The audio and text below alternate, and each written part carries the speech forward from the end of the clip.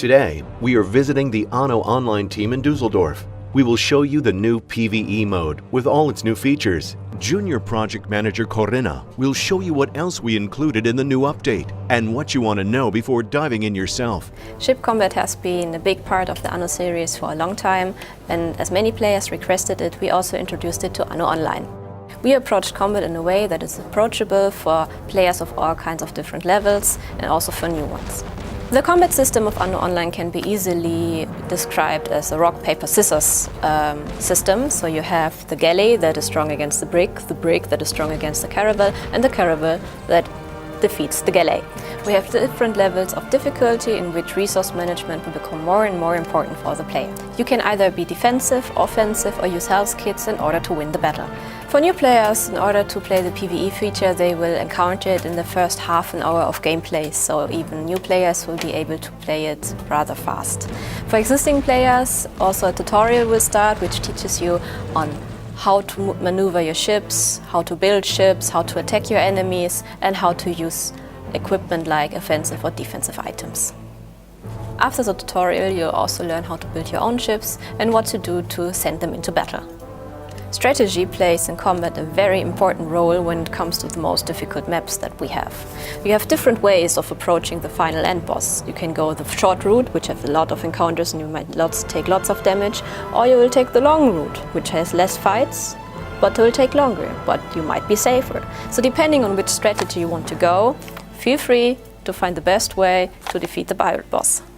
For those of you who like peace and quiet, the PvE feature is purely optional, and if you do not want to attack the pirates, you can just leave them be. Your own islands and trade routes will stay safe and will not be attacked by pirates if you do not want them so. There will also be a PvP feature in the future, but at the moment I cannot tell you anything yet, so stay tuned for more information. Of course, there are also new buildings introduced to ANNO Online. For one, there's a repair crane, because when you go into battle, your ships will get damaged, and in order to repair them, you need a repair crane to do so. But be careful, if you don't take care of your ships, they might sink. Also, we added a new level to the lighthouse, so that you have more shipwrights for your combat ships, and to have a better and more imposing looking lighthouse on your island. For the combat feature, we also introduced two new currencies, ammunition and ducats. Ammunition is something that you get and need for ship fights, and the ducats are what you receive when you beat the pirate boss at the end of a map. With these ducats, you're able to achieve a 10th island slot, which is very interesting for long-term players so that they can expand their economies. This is, however, not everything that has changed. Senior Art Director Armin will now demonstrate how much the graphics have improved with the new update.